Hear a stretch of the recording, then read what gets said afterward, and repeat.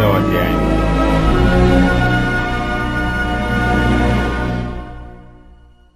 ఆఫియకు పుట్టిన బెకోరతు కుమారుడైన సెరోరుకు జననమైన అబీయేలు కుమారుడగు కీషు అను బెన్యామీనీయుడొకడుండెను. కీషు భాగ్యవంతుడగు ఒక బెన్యామీనీయుడు. అతనికి సౌలు అనునొక కుమారుడుండెను. అతడు బహు సౌందర్యము గల యవనుడు. ఇశ్రాయేలీలలో అతని పాటి సుందరుడొకడునూ లేడు. అతడు భుజములు మొదలుకొని పైకి ఇతరుల కంటే ఎత్తుగలవాడు. సౌలు తండ్రి అయిన కీషు యొక్క గార్ధబములు తప్పిపోగా కీషు తన కుమారుడైన సౌలును పిలిచి, మన దాసులలో ఒకని తీసుకొని పోయి గార్ధబములను వెదుకుమని చెప్పెను. అతడు పోయి ఎఫ్రాయిము మన్యము తిరిగి షాలీషా దేశమున సంచరింపగా అవి కనబడలేదు. తరువాత వారు షైలీము దేశమును దాటి సంచారము చేసిరి గాని అవి కనబడకయుండెను. బెన్యామీనీయుల దేశము సంచరించి చూడగా అవి దొరకలేదు. అయితే వారు నూపు దేశమునకు వచ్చినప్పుడు, మనము తిరిగి వెళుదము రమ్ము, గార్ధబొమ్మల కొరకు చింతింపక నా తండ్రి మన కొరకు విచారపడునేమో అని సౌలు తన యొద్దనున్న పనివానితో అనగా, వాడు, ఇదిగో ఈ పట్టణములో దైవజనుడు ఒకడున్నాడు, అతడు బహుగనుడు. అతడు ఏ మాట చెప్పునో ఆ మాట నెరవేరును. మనము వెళ్లవలసిన మార్గమును అతడు మనకు తెలియజేయనేమో, అతని యొద్దకు వెళ్ళుదము రండని చెప్పెను. అందుకు సౌలు, మనము వెళ్ళునెడల ఆ మనిషికి ఏమి తీసుకొని పోవుదము? మన సామాగ్రిలో నుండి భోజన పదార్థములు సరిపోయినవి. ఆ దైవజనునికి బహుమానము తీసుకొని పోవుటకు మనకేమీయూ లేదు అని తన పనివానితో చెప్పి, మన యొద్ద ఏమియున్నదని అడుగగా, వాడు సౌలుతో, చిత్తగించుము, నా యొద్ద పావు తులము వెండి కలదు. మనకు మార్గము తెలియజెప్పినందుకై దానిని ఆ దైవజనునికిత్తుననెను. ఇప్పుడు ప్రవక్తయను పేరునొందువాడు పూర్వము దీర్ఘదర్శి అనిపించుకొనెను. పూర్వము ఇశ్రాయేలీలలో దేవుని యొద్ద విచారణ చేయుటకై ఒకడు బయలుదేరిన ఎడల మనము దీర్ఘదర్శి యొద్దకు పోవుదము రండని జనులు చెప్పుకొనుట వాడుక. సౌలు, నీ మాట మంచిది, వెళుదము రమ్మనగా వారు దైవజనుడుండు ఊరికి పోయిరి. ఊరికి ఎక్కిపోవుచుండగా నీళ్లు చేదుకొనుటకై వచ్చిన కన్యకలు తమకు కనబడినప్పుడు, ఇక్కడ దీర్ఘదర్శి ఉన్నాడా అని అడిగిరి. అందుకు వారు, ఇదిగో అతడు మీ ఎదుటనే ఉన్నాడు, త్వరగా పోయి కలుసుకొనుడి. ఈ దినముననే అతడు ఈ ఊరికి వచ్చెను. నేడు ఉన్నత స్థలమందు జనులకు బలి జరుగును గనుక ఊరిలోనికి మీరు పోయిన క్షణమందే అతడు భోజనము చేయుటకు ఉన్నతమైన స్థలమునకు వెళ్లక మునుపే మీరు అతని కనుగొందురు. అతడు రాకమునుపు జనులు భోజనము చేయరు. అతడు బలిని ఆశీర్వదించిన తరువాత పిలువబడిన వారు భోజనము చేయుదురు. మీరు ఎక్కిపొండి, అతన్ని చూచుటకు ఇదే సమయమని చెప్పిరి. వారు ఊరిలోనికి రాగా ఉన్నతమైన స్థలమునకు పోవుచున్న సమూయేలు వారికి ఎదురుపడెను. సౌలు అతడికి రేపు వచ్చునని యెహోవా సమూయేలునకు తెలియజేసెను. ఎట్లనగా, నా జనుల మొర్ర నా యొద్దకు వచ్చెను, నేను వారిని దృష్టించి ఉన్నాను. కాగా ఫిలిష్తీయుల చేతిలో నుండి నా జనులను విడిపించుటకై నా జనులైన ఇశ్రాయేలీల మీద వానిని అధికారినిగా అభిషేకించుటకు గాను రేపు ఈ వేళకు నేను బెన్యామీను దేశములో నుండి ఒక మనిషిని నీ యొద్దకు రప్పించుదును. సౌలు సమూయేలునకు కనబడగానే యెహోవా, ఇతడే నేను నీతో చెప్పిన మనిషి, ఇదిగో ఇతడే నా జనులను ఏలునని అతనితో సెలవిచ్చెను. సౌలు గవినియందు సమూయేలును కనుగొని, దీర్ఘదర్శి ఇల్లు ఏది? దయచేసి నాతో చెప్పుమని అడుగగా, సమూయేలు సౌలుతో, నేనే దీర్ఘదర్శిని. ఉన్నతమైన స్థలమునకు నాకు ముందు వెళ్ళుడి. నేడు మీరు నాతో కూడా భోజనము చేయవలెను. రేపు నీ మనసులోనున్నదంతయు నీకు తెలియజేసి నిన్ను వెళ్లనిచ్చెదను. 3 దినముల క్రిందట తప్పిపోయిన నీ గార్ధబొమ్మలను గూర్చి విచారపడకుము, అవి దొరికినవి. ఇశ్రాయేలీయుల అభీష్టము ఎవరియందున్నది? నీయందును నీ తండ్రి ఇంటి వారియందును గదా అనెను. అందుకు సౌలు, నేను బెన్యామీనీయుడను కాన, నా గోత్రము ఇశ్రాయేలీల గోత్రములలో స్వల్పమైనది కాదా?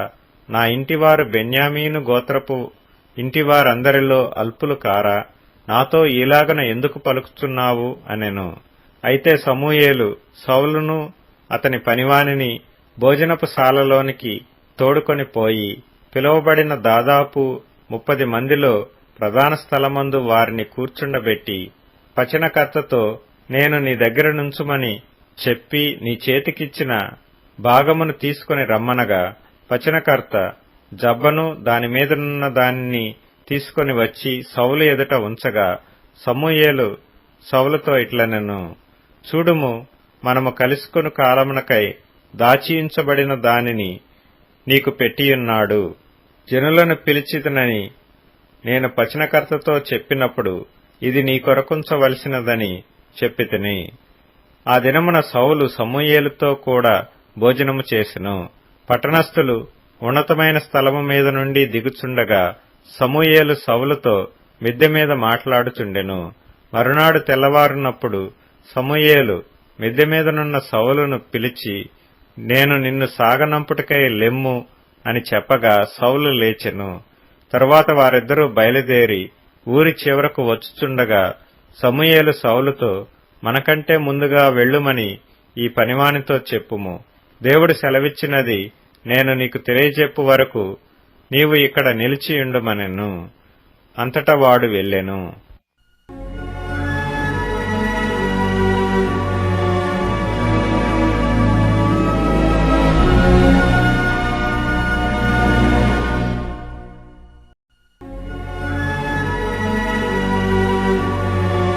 సమూయేలు మొదటి గ్రంథము 10వ అధ్యాయం.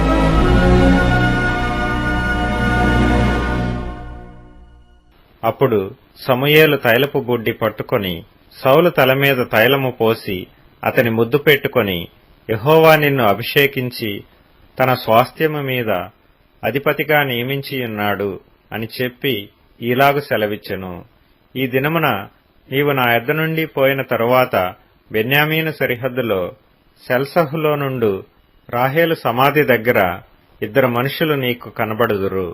వారు నీవు వెదకబోయిన గార్ధబొమ్మలు దొరికినవి, నీ తండ్రి తన గార్ధబొమ్మల కొరకు చింతింపక నా కుమారుని కనుగొనుటకై నేనేమి చేతునని నీ కొరకు విచారపడుచున్నాడని చెప్పుదురు.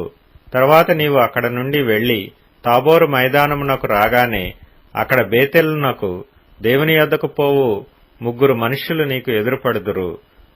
ఒకడు 3 మేకపిల్లలను, ఒకడు 3 రొట్టెలను, ఇంకొకడు ద్రాక్షరసపు తిత్తిని మోయిచూ వత్తురు. వారు నిన్ను కుశల ప్రశ్నలు అడిగి నీకు 2 రొట్టెలు ఇత్తురు. అవి వారి చేత నీవు తీసుకొనవలెను. ఇలాగన పోవచ్చు ఫిలిష్తీయుల దండు కాపువారుండు దేవుని కొండకు చేరుదువు. అచ్చట ఊరి దగ్గరకు నీవు రాగానే స్వరమండలము, తంబూర, సన్నాయి, సితారా వాయించు వారి వెనుక ఉన్నతమైన స్థలము నుండి దిగివచ్చు ప్రవక్తల సమూహము నీకు కనబడును. వారు ప్రకటన చేయిచూ వత్తురు. యెహోవా ఆత్మ నీ మీదికి బలముగా దిగివచ్చును. నీవు వారితో కలిసి ప్రకటన చేయుచుండగా నీకు క్రొత్త మనస్సు వచ్చును. దేవుడు నీకు తోడుగా నుండును గనుక ఈ సూచనలు నీకు సంభవించిన తరువాత నీకు మంచిదని తోచిన దాని చేయుము. నాకంటే ముందు నీవు గిల్గాలునకు వెళ్ళగా దహన బలులను, సమాధాన బలులను అర్పించుటకై నేను నీ యొద్దకు దిగి వత్తును. నేను నీ యొద్దకు వచ్చి నీవు చేయవలసిన దానిని నీకు తెలియజేయ వరకు 7 దినముల పాటు నీవు అచ్చట నిలువవలెను. అతడు సమూయేలు యొద్ద నుండి వెళ్లిపోవుటకై తిరుగగా దేవుడు అతనికి క్రొత్త మనస్సు అనుగ్రహించెను. ఆ దినముననే ఆ సూచనలు కనబడెను. వారు ఆ కొండ దగ్గరకు వచ్చినప్పుడు ప్రవక్తల సమూహము అతనికి ఎదురుపడగా దేవుని ఆత్మ బలముగా అతని మీదికి వచ్చెను. అతడు వారి మధ్యను ఉండి ప్రకటన చేయుచుండెను. పూర్వము అతని నెరిగిన వారందరూ అతడు ప్రవక్తలతో కూడా నుండి ప్రకటించుట చూచి, కీషు కుమారునికి సంభవించినదేమిటి? సౌలును ప్రవక్తలలోనున్నాడా అని ఒకనితో ఒకడు చెప్పుకొనగా ఆ స్థలమందుండు ఒకడు వారి తండ్రి ఎవడని అడిగెను. అందుకు సౌలును ప్రవక్తలలోనున్నాడా అను సామెత పుట్టెను. అంతటా అతడు ప్రకటించుట చాలించి ఉన్నత స్థలమునకు వచ్చెను. సౌలు యొక్క పినతండ్రి అతనిని అతని పనివానిని చూచి, మీరిద్దరూ ఎక్కడికి పోతిరని అడుగగా, అతడు, గార్ధబొమ్మలను వెదకబోతిమి, అవి కనబడకపోగా సమూయేలు నొద్దకు పోతిమని చెప్పినప్పుడు, సౌలు పినతండ్రి, సమూయేలు నీతో చెప్పిన సంగతి నాతో చెప్పుమని అతనితో అనగా, సౌలు గార్ధబొమ్మలు దొరికినవని అతడు చెప్పెనని తన పినతండ్రితో అనెను గాని, రాజ్యమును గూర్చి సమూయేలు చెప్పిన మాటను తెలుపలేదు. తరువాత సమూయేలు మిస్పాకు యెహోవా యొద్దకు జనులను పిలువనంపించి ఇశ్రాయేలీలతో ఇట్లనెను, ఇశ్రాయేలీల దేవుడైన యెహోవా ఈలాగున సెలవిచ్చుతున్నాడు, నేను ఇశ్రాయేలీలైన మిమ్మును ఐగుప్తు దేశములో నుండి రప్పించి ఐగుప్తీయుల వశములో నుండియు మిమ్మును బాధపెట్టిన జనములన్నిటి వశములో నుండియు విడిపించితిని. అయినను మీ దుర్దశలన్నిటినీ ఉపద్రవములన్నిటినీ పోగొట్టి మిమ్మును రక్షించిన మీ దేవుని మీరు ఇప్పుడు విసర్జించి మా మీద ఒకని రాజుగా నియమింపుమని ఆయనను అడిగియున్నారు. కాబట్టి ఇప్పుడు మీ గోత్రముల చొప్పునను మీ కుటుంబముల చొప్పునను మీరు యెహోవా సన్నిధిని హాజరు కావలెను. ఇశ్రాయేలీల గోత్రములన్నిటినీ సమూయేలు సమకూర్చగా బెన్యామీను గోత్రము ఏర్పడెను. బెన్యామీను గోత్రమును వారి ఇంటి కూటముల ప్రకారము అతడు సమకూర్చగా మత్రీ ఇంటి కూటము ఏర్పడెను. తరువాత కీషు కుమారుడైన సౌలు ఏర్పడెను. అయితే జనులు అతని వెదికినప్పుడు అతడు కనబడలేదు. కావున వారు, ఇక్కడికి ఇంకొక మనుష్యుడు రావలసి ఉన్నదా అని యెహోవా యొద్ద విచారణ చేయగా, యెహోవా, ఇదిగో అతడు సామానులో దాగియున్నాడని సెలవిచ్చెను. వారు పరిగెత్తిపోయి అక్కడి నుండి అతని తోడుకొని వచ్చిరి. అతడు జనసమూహములో నిలిచినప్పుడు భుజములు మొదలుకొని పైకి ఇతరుల కంటే ఎత్తుగలవాడుగా కనబడెను. అప్పుడు సమూయేలు, జనులందరిలో యెహోవా ఏర్పరిచిన వానిని మీరు చూచితిరా? జనులందరిలో అతని వంటి వాడొకడునూ లేడని చెప్పగా, జనులందరూ బొబ్బలు పెట్టుచు, రాజు చిరంజీవి యగుగాక అని కేకలు వేసిరి. తరువాత సమూయేలు రాజ్యపాలన పద్ధతిని జనులకు వినిపించి ఒక గ్రంథమందు రాసి యెహోవా సన్నిధిని దాని నుంచెను. అంతట సమూయేలు జనులందరినీ వారి వారి ఇండ్లకు పంపివేశెను. సౌలును గిబియాలోని తన ఇంటికి వెళ్లిపోయెను. దేవుని చేత హృదయ ప్రేరేపణ నొందిన శూరులు అతని వెంట వెళ్లిరి. పనికిమాలిన వారు కొందరు, ఈ మనుష్యుడు మనలను ఎలాగు రక్షింపగలడని చెప్పుకొనుచు అతని నిర్లక్ష్యము చేసి అతనికి కానుకలు తీసుకొని రాకుండగా అతడు చెవిటివాడైనట్టు ఊరకుండెను.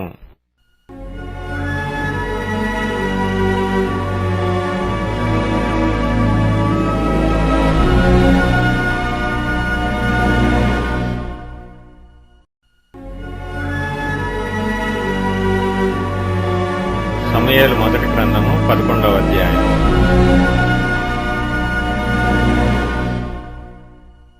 అమ్మోనీయుడైన నాహాషు బయలుదేరి యాబేష్ గిలాదుకెదురుగా దిగినప్పుడు యాబేషు వారందరూ, మేము నీకు సేవ చేయుదుము, మాతో నిబంధన చేయుమని నాహోషుతో అనిరి. ఇశ్రాయేలీలందరి మీదికి నింద తెచ్చునట్లు మీ అందరి కుడికన్నులను ఓడదీయుదునని మీతో నేను నిబంధన చేసేదనని అమ్మోనీయుడైన నాహాషు యాబేషు వారి పెద్దలతో చెప్పగా, వారు, మేము ఇశ్రాయేలీల సరిహద్దులన్నిటికీ దూతలను పంపుటకై 7 దినముల గడువు మాకిమ్ము, మమ్మును రక్షించుటకు ఎవరనూ లేకపోయిన ఎడల మమ్మును మేము నీకప్పగించుకొనెదమనిరి. దూతలు సౌలు గిబియాకు వచ్చి జనులకు ఆ వర్తమానము తెలియజెప్పగా జనులందరూ బిగ్గరగా ఏడ్చిరి. సౌలు పొలము నుండి పశువులను తోలుకొని వచ్చుచు జనులు ఏడ్చుటకు హేతువేమని అడుగగా, వారు యాబేషు వారు తెచ్చిన వర్తమానము అతనికి తెలియజేసిరి. సౌలు ఆ వర్తమానము వినగానే దేవుని ఆత్మ అతని మీదకు బలముగా వచ్చెను. అతడు అత్యాగ్రహుడై ఒక కాడి ఎడ్లను తీసి తునకలుగా చేసి ఇశ్రాయేలీల దేశములోని నలుదిక్కులకు దూతల చేత వాటిని పంపి, సౌలుతోనూ సమూయేలుతోనూ చేరకుండు వాడెవడో వాని ఎడ్లను నేను ఈ ప్రకారముగా చేయుదునని వర్తమానము చేసెను. అందువలన యెహోవా భయము జనుల మీదికి వచ్చెను గనుక ఎవడైనను నిలువకుండా వారందరూ వచ్చిరి. అతడు బెజకులో వారిని లెక్కపెట్టగా ఇశ్రాయేలు వారు 3,00,000 మందియు, యూదావారు 30,000 మందియు అయిరి. అప్పుడు రేపు మధ్యాహ్నములోగా మీకు రక్షణ కలుగునని యాబేష్ గిలాదు వారితో చెప్పుడని వచ్చిన దూతలతో ఆజ్ఞనిచ్చి వారిని పంపివేశెను. దూతలు పోయి యాబేషు వారికి ఆ వర్తమానము తెలుపగా వారు సంతోషపడిరి. కాబట్టి యాబేషు వారు నాహాషు యొక్క దూతలతో ఇట్లనిరి, రేపు మేము బయలుదేరి మమ్మును అప్పగించుకొందుము. అప్పుడు మీ దృష్టికి ఏది అనుకూలమో అది మాకు చేయవచ్చును. మరునాడు సౌలు జనులను 3 సమూహములుగా చేసిన తరువాత వారు తెల్లవారు సమయమున దండు మధ్యను చొచ్చి మధ్యాహ్నములోగా అమ్మోనీయులను హతము చేయగా వారిలో మిగిలిన వారు ఇద్దరేసి కూడి పోజాలకుండా చెదరిపోయిరి. జనులు సౌలు మనలను ఏలునా అని అడిగిన వారేరి, మేము వారిని చంపునట్లు ఆ మనుషులను తెప్పించుడని సమూయేలుతో అనగా, సౌలు, నేడు యెహోవా ఇశ్రాయేలీలకు రక్షణ కలుగజేసిన గనుక ఈ దినమున ఏ మనుష్యునిని మీరు చంపవద్దనెను. మనము గిల్గాలునకు వెళ్లి రాజ్యపాలన పద్ధతిని మరలా స్థాపించుకుందము రండని చెప్పి సమూయేలు జనులను పిలువగా జనులందరూ గిల్గాలునకు వచ్చి గిల్గాలులో యెహోవా సన్నిధిని సమాధాన బలులను అర్పించి యెహోవా సన్నిధిని సౌలునకు పట్టాభిషేకము చేసిరి. సౌలును ఇశ్రాయేలీలందరూ అక్కడ బహుగా సంతోషించిరి.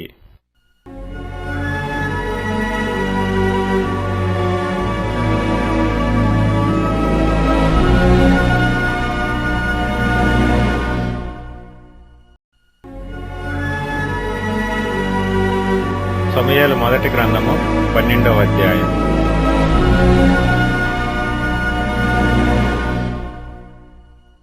అప్పుడు సమూయేలు ఇశ్రాయేలీలందరితో ఇట్లనెను, ఆలకించుడి, మీరు నాతో చెప్పిన మాటను అంగీకరించి మీ మీద ఒకని రాజుగా నియమించియున్నాను.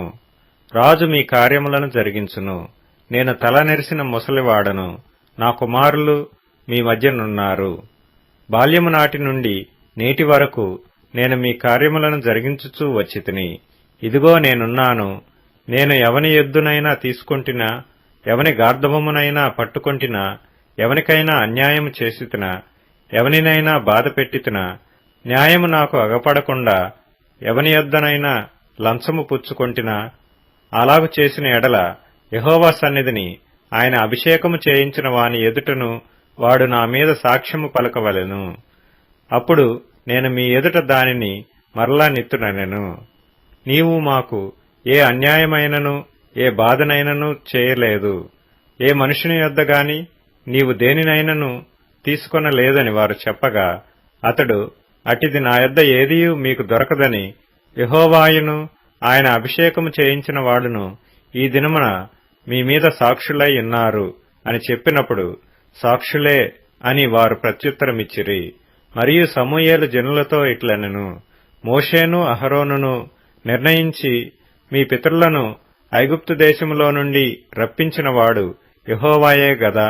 కాబట్టి యెహోవా మీకును మీ పితరులకును చేసిన నీతి కార్యములను బట్టి యెహోవా సన్నిధిని నేను మీతో వాదించున్నట్లు మీరు ఇక్కడ నిలిచియుండుడి.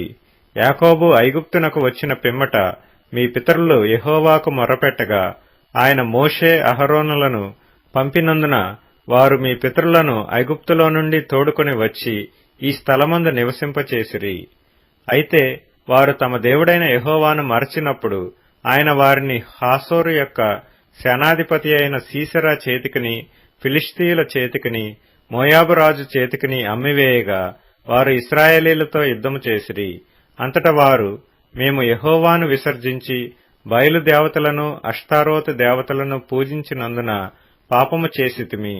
మా శత్రువుల చేతిలో నుండి నీవు మమ్మను విడిపించిన ఎడల మేము నిన్ను సేవించదమని యెహోవాకు మొర్రపెట్టగా యెహోవా యెరుబ్బయలును బెదానును యెఫ్తాను సమూయేలును పంపి నలుదిశలా మీ శత్రువుల చేతిలో నుండి మిమ్మును విడిపించినందున మీరు నిర్భయముగా కాపురము చేయుచున్నారు.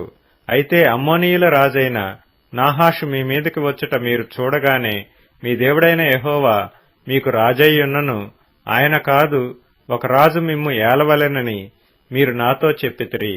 కాబట్టి మీరు కోరి ఏర్పరచుకొనిన రాజు ఇతడే. యెహోవా ఇతనిని మీ మీద రాజుగా నిర్ణయించి ఉన్నాడు. మీరు యెహోవాయందు భయభక్తులు కలిగి ఆయన మాటను విని ఆయనను సేవించి ఆయన ఆజ్ఞను భంగము చేయక మీరును మిమ్మును ఏలు రాజును మీ దేవుడైన యెహోవాను అనుసరించిన ఎడల మీకు క్షేమము కలుగును. అయితే యెహోవా మాట వినక ఆయన ఆజ్ఞను భంగము చేసిన ఎడల యెహోవా హస్తము మీ పితరులకు విరోధముగా నుండినట్లు మీకును విరోధముగా నుండును. మీరు నిలిచి చూచుచుండగా యెహోవా జరిగించు ఈ గొప్ప కార్యమును కనిపెట్టుడి. గోధుమ కోత కాలము ఇదే గదా. మీరు రాజును నిర్ణయింపుమని అడిగినందుచేత యెహోవా దృష్టికి మీరు చేసిన కీడు గొప్పదని మీరు గ్రహించి తెలుసుకొనుటకై యెహోవా ఉరుములను వర్షమును పంపునట్లుగా నేను ఆయనను వేడుకొనుచున్నాను.